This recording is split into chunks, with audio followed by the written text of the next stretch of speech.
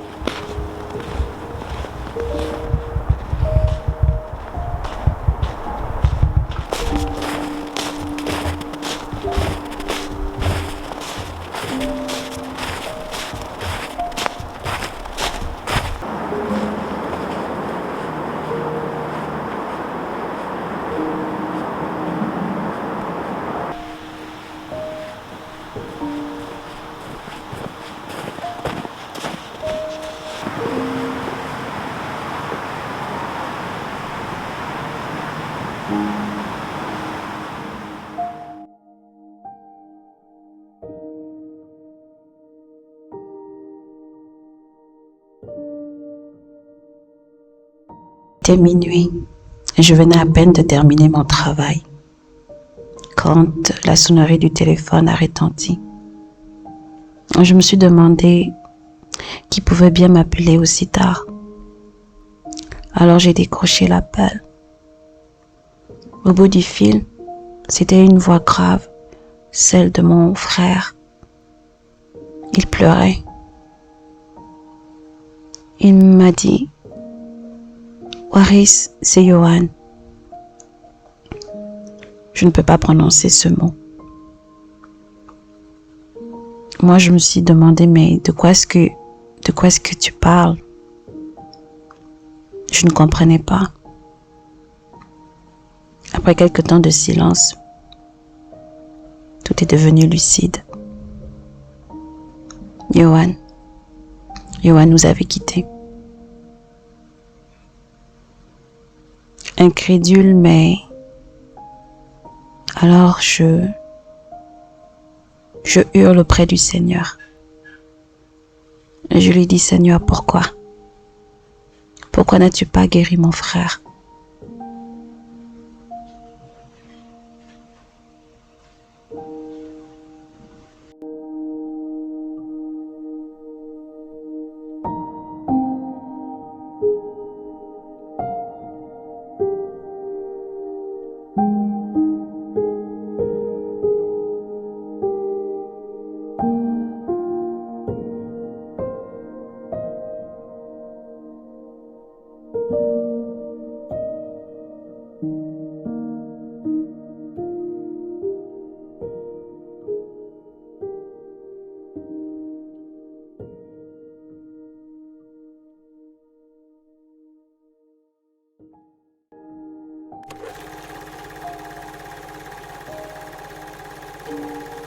Je me souviens de toi lorsque tu étais bébé.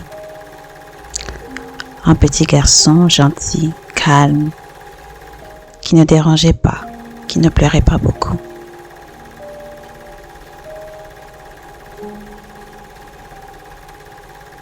Un garçon aimant, qui aimait jouer et qui était curieux comme les petits garçons de son âge. Vraiment, tu étais quelqu'un de très gentil.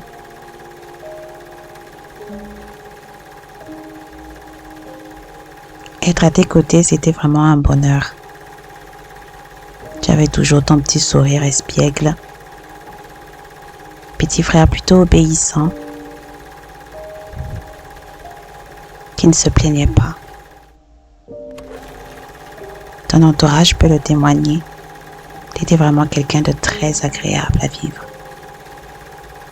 Débordant de joie et d'énergie, sportif. Un oncle aimant, un frère, un ami, tout ce qu'il y a de meilleur chez une personne.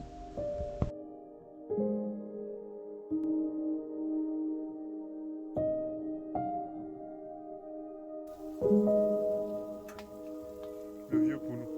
Deux, casse les reins.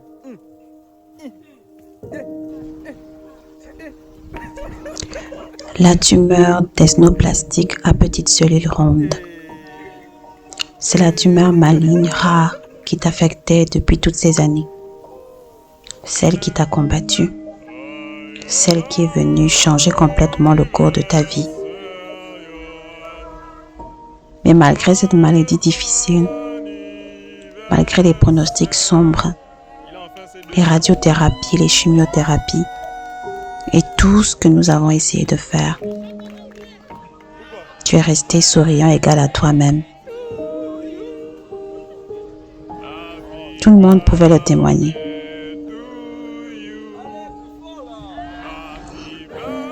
Tout le monde pouvait le témoigner. Tout le monde pouvait le voir. Dans la maison, on ne pouvait pas. Dans la maison, on ne pouvait pas savoir qui était malade. Parce que tu nous avais interdit de démontrer de la tristesse, encore moins de perdre la foi. Tu nous as donné tellement de force et d'énergie. Tu nous as rendu la vie tellement facile. Chaque jour, on pouvait voir ta foi. Chaque jour, on pouvait voir ta férocité. Pas un jour tu n'étais plein. Pas un jour tu n'as demandé à Dieu pourquoi. Tu avais toujours ton sourire, ta joie de vivre. Vraiment. Ta joie de vivre.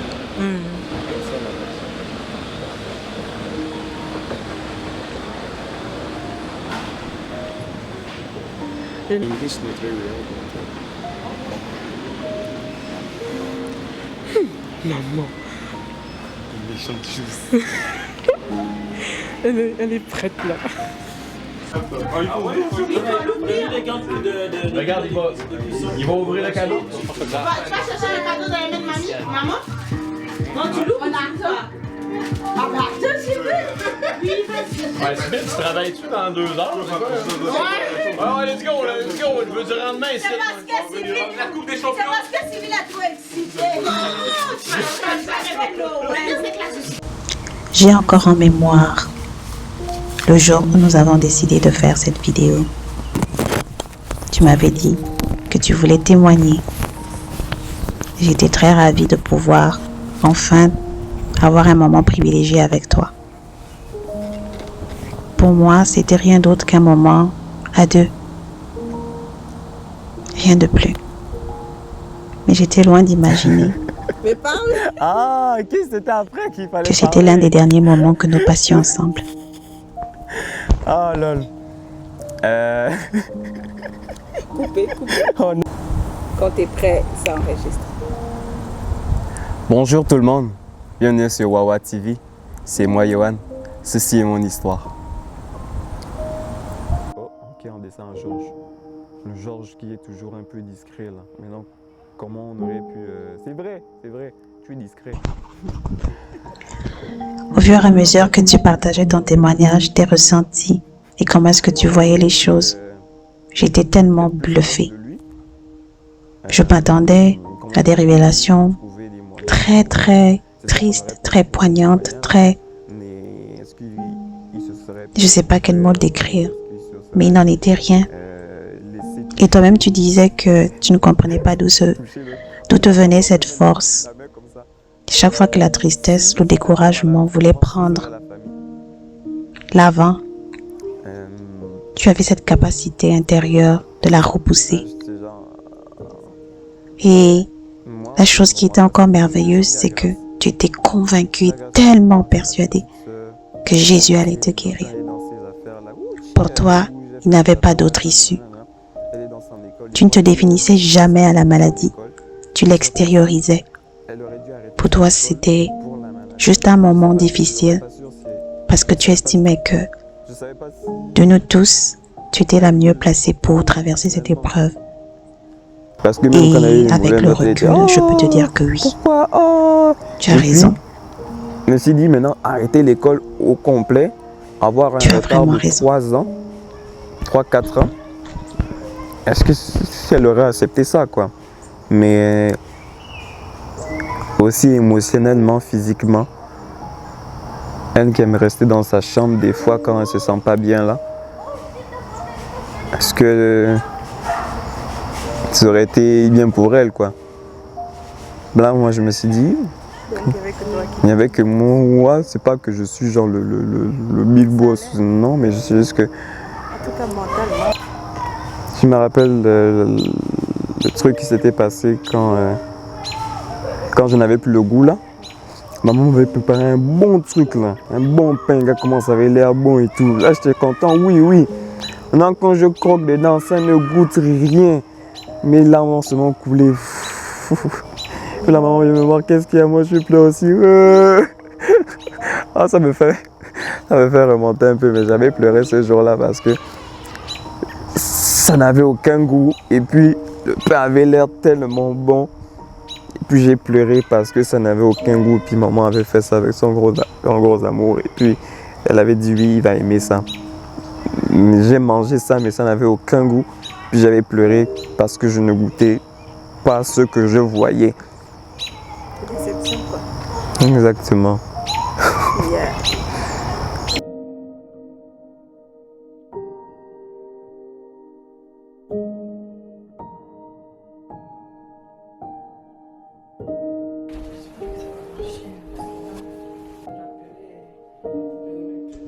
Depuis que tu es parti, pas mal de choses ont changé. Maman s'est rasé les cheveux. C'est la première fois que je vois maman sans cheveux. Cela me fait bizarre de la voir comme ça. Il y a tellement un vide.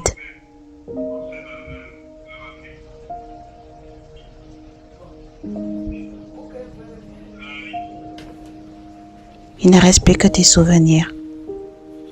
Il y en a partout dans la maison.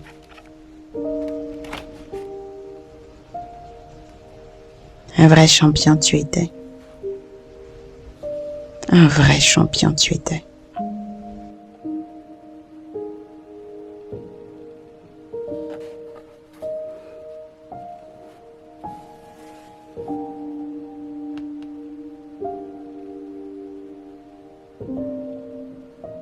afin de souligner son courage exceptionnel face à toutes les embûches qui se sont présentées sur son chemin. C'est donc avec grande fierté que le commandant du 5e régiment de police militaire vous accueille fièrement comme caporal d'honneur dans cette grande famille qu'est la police militaire. Nous sommes tous très fiers de votre parcours et c'est pour toutes ces raisons que vous occupez toujours une place très spéciale au sein du régiment. Merci caporal, honoraire, ici signé le major Sébastien Mignot, le commandant du régiment de police militaire qui occupe la région du Québec, avec son adjudant-chef Sacha Dubé. Donc on présente aujourd'hui la mention spéciale. Allez de l'autre côté. Merci. Faites plusieurs choses.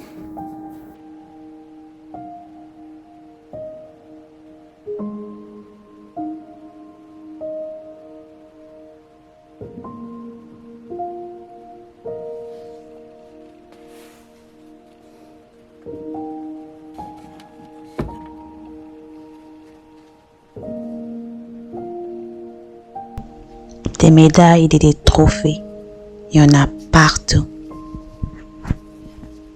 Elles témoignent de qui tu étais, de l'impact que tu as laissé autour de toi.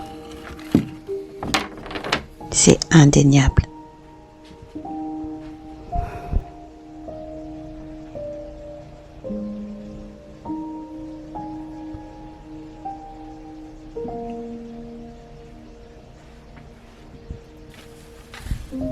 Des certificats d'aptitude,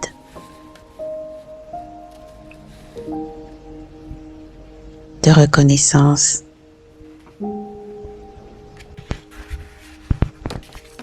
Escadron 629, Kiwani, Québec.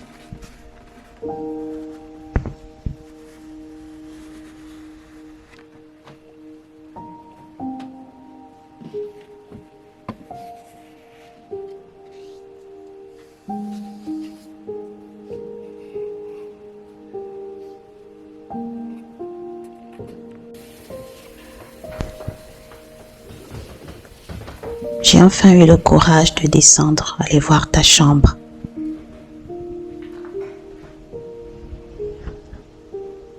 Ça m'a fait bizarre d'être là et de voir ça.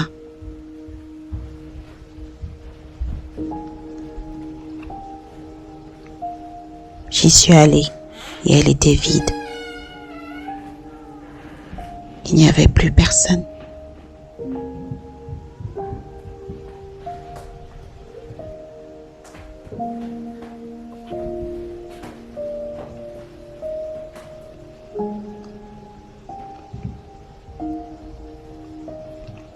Encore des médailles. Toujours des médailles.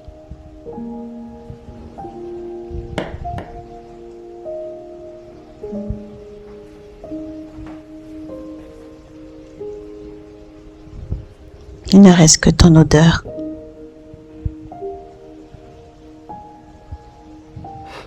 Tes affaires personnelles.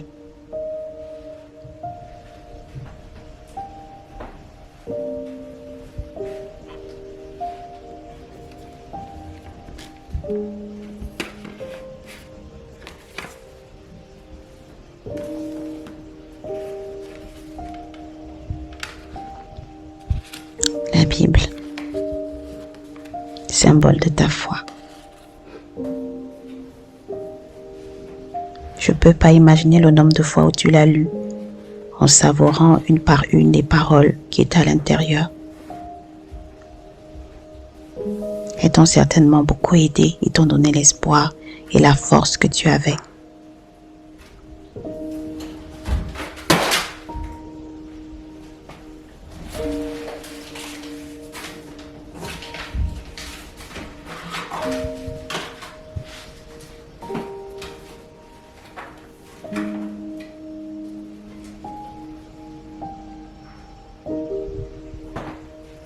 C'est si vide maintenant.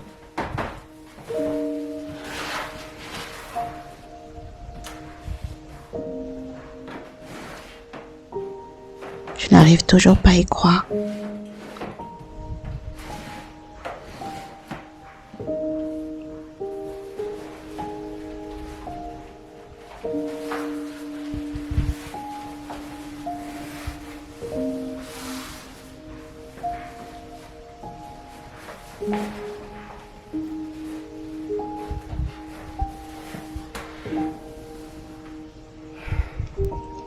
Il y a tant de souvenirs dans cette chambre. Tellement de souvenirs. Johan, où es-tu? Je te cherche et je ne te trouve pas.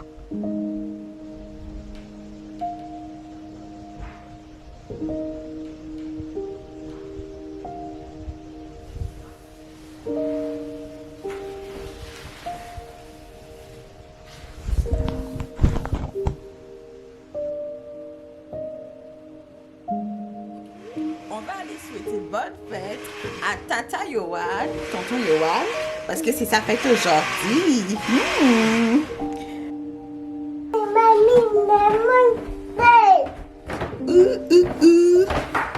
Tu. Attention. Oh, bonne fête. Il dort. Yeah! Va faire bisous à tonton. Bisous! Bonne fête, tonton. Ciao. Je vais zoomer sur la face. Oh là là. Allumez la lumière. Oh! Le Goyo, c'est qui the warrior? The man of the day. Yohan! Yeah! Oui, mademoiselle. Monsieur, quelles sont vos impressions? Aujourd'hui, vous avez une année de plus. Je voulais remercier tout le monde. Amen. Ouf. Voilà l'autre. Arrête de jouer, bébé. C'est quoi son problème? Tu sais quoi? Tu es jalouse. Oui, continuez l'interview. C'est un grand jour aujourd'hui, monsieur Yohan. D'avoir un an de plus. Exactement, c'est un événement historique. Ouh, toute la gloire revient à Jésus, bien entendu. Amen, parce qu'il est celui-là qui, depuis le début, est au centre de toutes ces choses. Ouh, regardez-moi cette élégance. Oh mon Dieu. Oh. Bonne fête, mon loulou. Sachez aussi que tout flatteur vit aux dépens de celui qui l'écoute. Amen. Voilà. Voilà, on a fait un bisou. Mouah. Et tu vois les bisous, c'est même pas pour toi. Blablabla. Ok, bon. Trêve de bisous. Nous avons une très belle journée qui commence aujourd'hui. Oui, mademoiselle.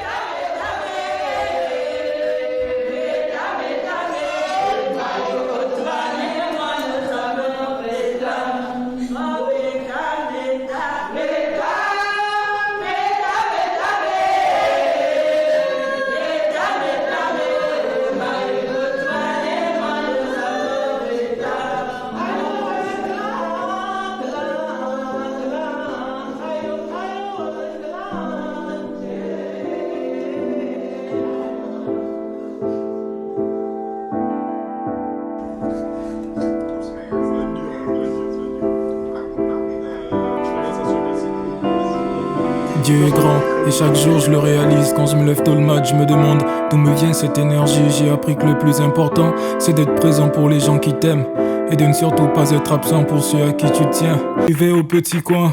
Quand j'ouvre vers les yeux, ça a été le début de tout. Y'a des hauts et des bas, je l'associément sérieuse à tout. Combat le bon combat qui te tira vers le haut. On dit que la vie appartient à ceux qui se lèvent tôt. À toi de voir si tu crois à ce que l'on dit. Y'a plusieurs entraves qui viendront dans d'autres vies. On sait que la vie n'est pas facile. Le temps file, il suffit d'un coup de fil pour que tout bascule comme dans un film. Sur cette terre, je refuse de partir sans pouvoir le faire. Mais que faire? De toute façon, je finirai 6 pieds sous terre. Sur cette terre, ces épreuves ne sont que tes entraînements. Mais pour le moment j'ai décidé de rien lâcher. Sur cette terre je refuse de partir sans pouvoir le faire. Mais que faire? De toute façon je finirai 6 pieds sous terre. Sur cette terre ces épreuves ne sont que tes entraînements. Mais pour le moment j'ai décidé de rien lâcher, ne rien lâcher. Tu creuses, tu trouveras pas forcément du pétrole, mais forcément quelqu'un qui souffre, peut-être un peu plus que toi. Force est de vivre, force est de se battre. Forcément après la mort c'est pas fini, faut pas lâcher là. Faut pas lâcher là.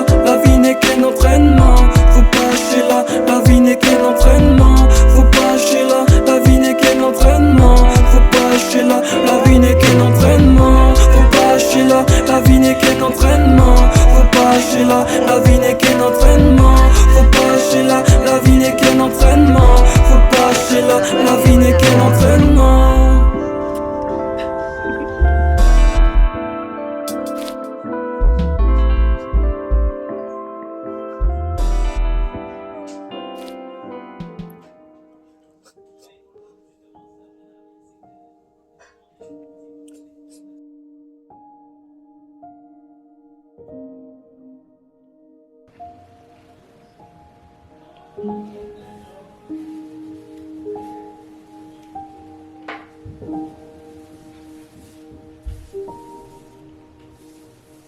Seigneur,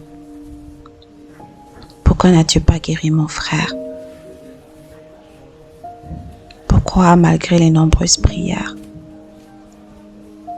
et la foi que nous avions, tu en as décidé autrement? Ne dis-tu pas dans ta parole que ne t'ai-je pas dit que si tu crois, tu verras la gloire de Dieu? N'as-tu pas entendu les soupirs, les larmes, les prières, les jeûnes que nous avons faits?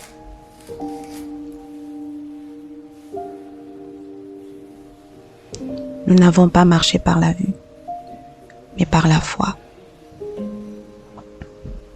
Il y a eu de nombreuses prophéties, des révélations, et tous disaient que Yohan serait guéri. Que s'est-il passé, Seigneur? Que dois-je comprendre au travers de cette épreuve? Aide-moi, s'il te plaît. Yohan voulait vivre et il croyait en toi. Je suis sûre que dans cette chambre, il a crié à toi. Je suis sûre qu'il t'a demandé de le guérir. Mais il en a été autrement. Aujourd'hui, c'est difficile pour moi de comprendre ce qui s'est passé. Mais qui suis-je pour oser te demander des comptes? Qui suis-je? Maintenant que tout ça est arrivé,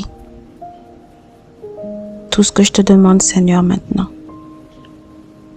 c'est de nous aider à surmonter cette difficile épreuve, de nous aider à continuer à avoir foi en toi malgré la difficulté. C'est de nous aider à continuer à te louer, à te rendre gloire, même si nous ne comprenons pas. Mon cœur saigne, je suis très triste. Je ne peux que me remettre à toi seul. On dit que les chrétiens pleurent autrement. Ils ne pleurent pas comme les païens. Nous pleurons, mais nous avons l'espoir de nous revoir, car c'est ce que tu nous promets dans ta parole. Merci pour la vie de Yohan. Merci pour le témoignage puissant qu'il laisse. Je peux dire qu'il a marqué son passage, il a laissé sa trace. Qu'en est-il de moi maintenant? Aide-moi à recentrer ma vie. Aide-moi à recentrer sur l'essentiel. Aide-moi à t'aimer davantage malgré la peine. Aide-moi à t'être fidèle. Merci à toutes les personnes que tu as touchées, qui nous ont soutenus. Psychologiquement, spirituellement, physiquement, financièrement. Pour l'heure, tout ce que je te demande, c'est de m'aider à aller de l'avant. Aide-moi à guérir vite et que je puisse encore témoigner de ta gloire. Oui, Dieu donne les combats difficiles à ses meilleurs soldats. Merci Seigneur.